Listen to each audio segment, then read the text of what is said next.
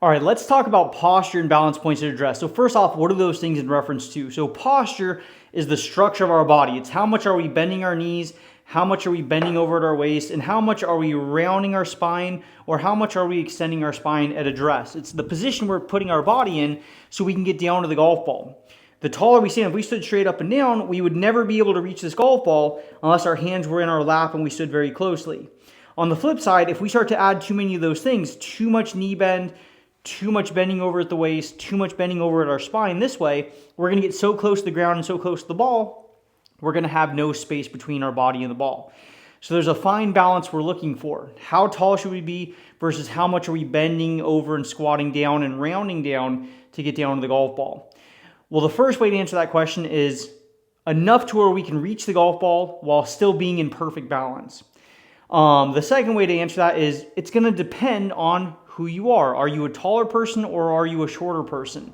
The taller you are, the more you're going to need to bend down, have more rounding your spine, bending over at the waist, more flexing of your knees to help you get down to the golf ball without compromising your balance. Because if we get out of balance, which should sound just obvious no matter what we do in any athletic activity, if we get out of balance, we're going to be compromised.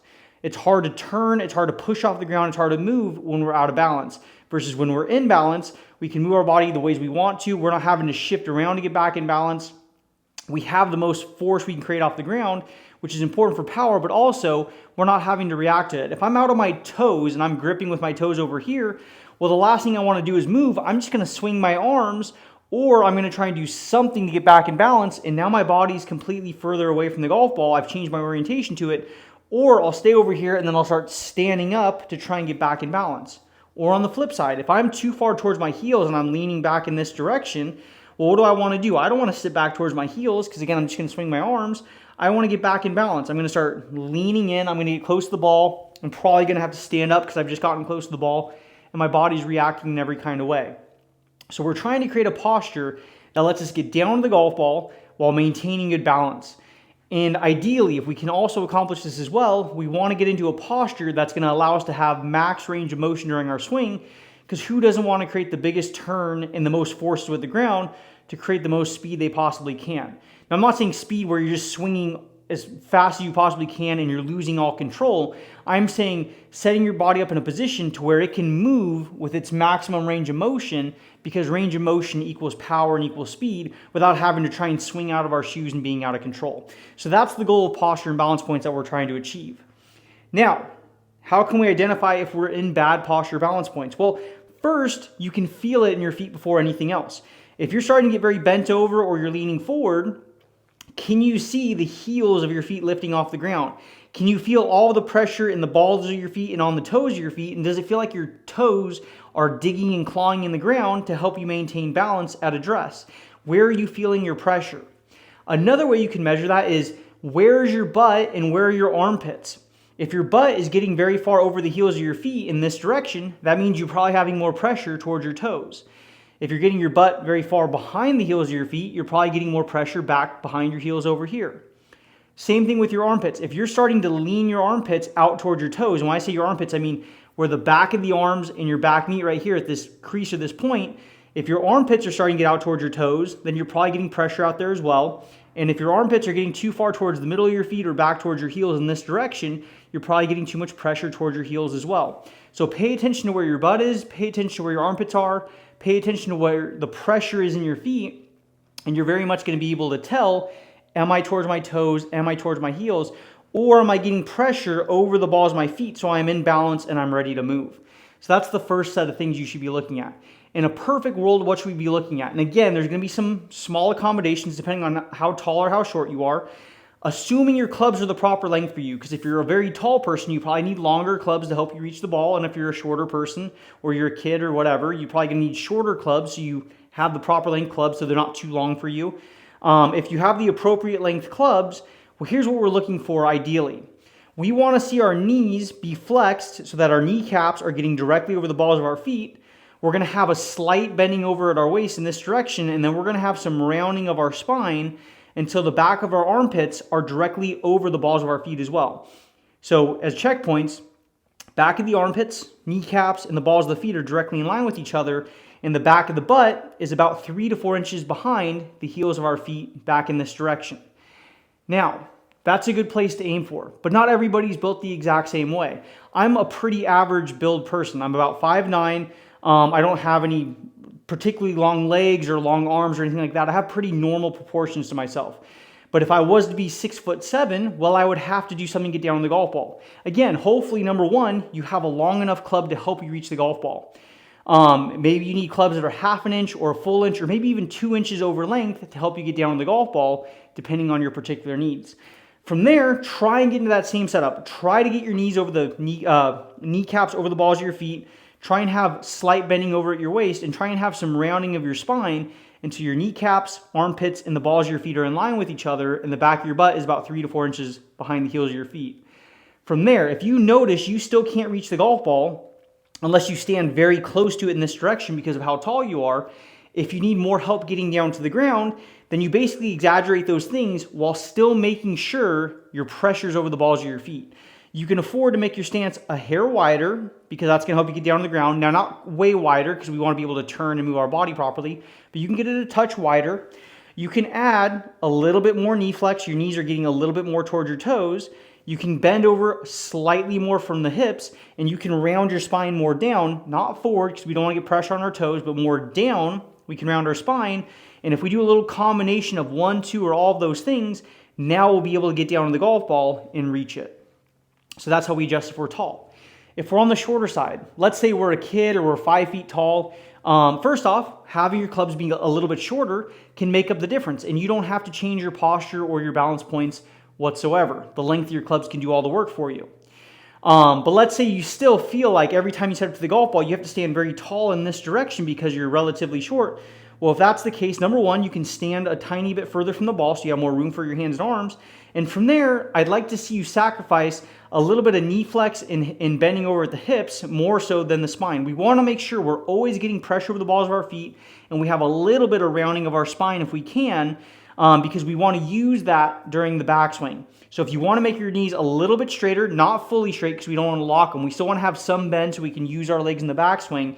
But if you want to make your legs slightly straighter, get slightly taller at the hips, and you want to make your stance slightly narrower so you can get a little bit taller, you're allowed to do those things. But again, I would recommend having the proper length clubs. That way you don't have to compromise your posture or balance points in order to reach the golf ball. I think the equipment can do the job for us. Now, why do I want to see you get in a position like that? Because what you'll see a lot of teachers teach and what you'll see a lot of players do is instead of having any rounding or flexing of the spine, which I'll pull on my shirt so I can demonstrate, instead of having any rounding or flexing of the spine like this, they will have a very straight or even an arched spine in this direction. And from there, they will have to bend over at the waist to get down on the golf ball in this direction. Well, doing that, you can still get in good balance. You can get your armpits directly over the balls of your feet. You can get your pressure directly over the balls of your feet, which is amazing. I love that. Here's the sacrifice I don't like about getting in posture like that. I'm not going to tell you not to do it because, again, ultimately, as long as you're reaching the ball and you're in balance, that's what I care about most. But here's the one downside to that. If you're the player who is rounding their spine, well, guess what you get to do? Because your spine is rounded or flexed here, you can go into extension during the backswing. I can use all of this as a range of motion in my backswing to help me stay tall and to help me turn, which getting taller in the backswing means I can load up to get into the ground in the downswing, which is more powerful, but also I can make a bigger turn. If I've already extended my spine like this, all I can try and do is have rotation at the top of my swing. But if my spine is more rounded, I can rotate and I can extend my spine, which lets me have a bigger turn. Let me demonstrate real quick to exemplify the point. If my spine is arched up in this direction, I've already used up my range of motion, I can get down to the golf ball and I can make a big turn in this direction, and that's with my spine being arched.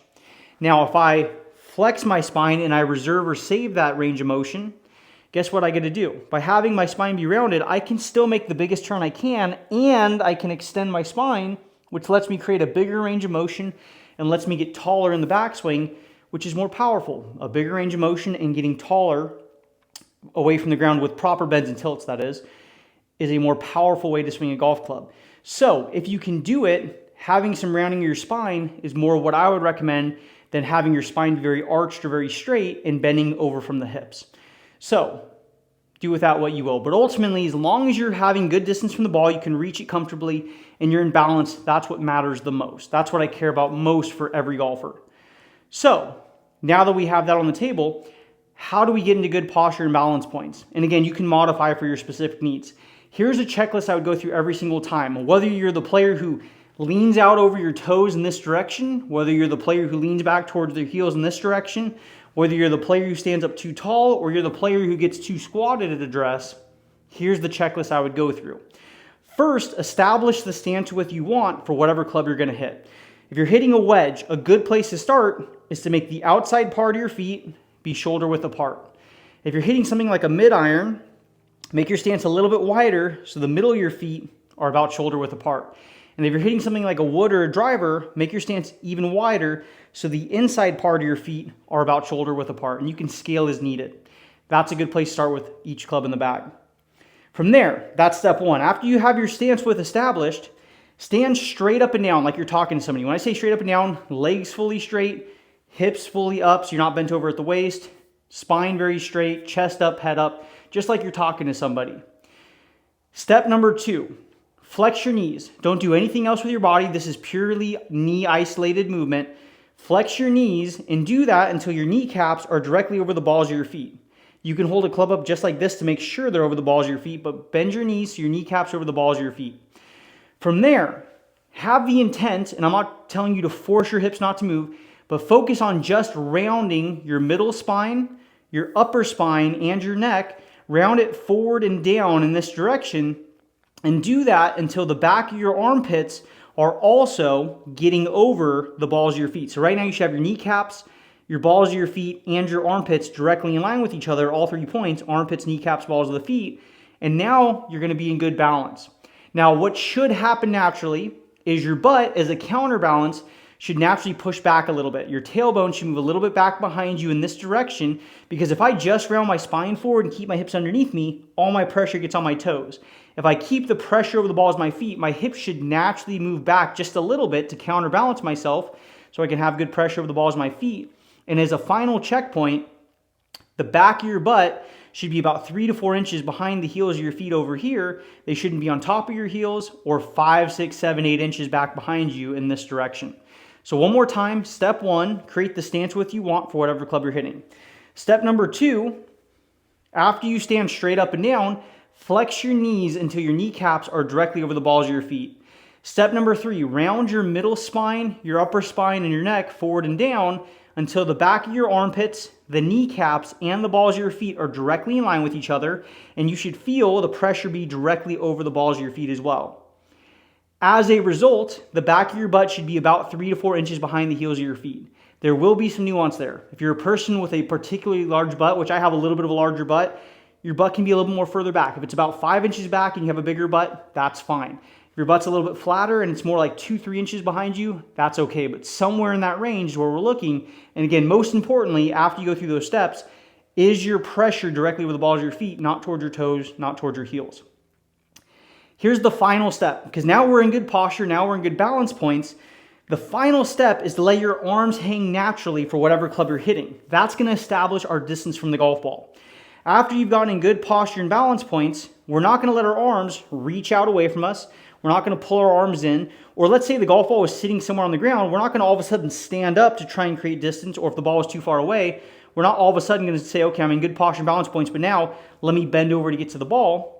Create your posture and balance points, make those things exactly what they need to be, and then from there you say, okay, I'm going to let my hands and arms hang naturally from my body. No reaching out, no pulling in, let them hang naturally from my body for whatever club we're hitting.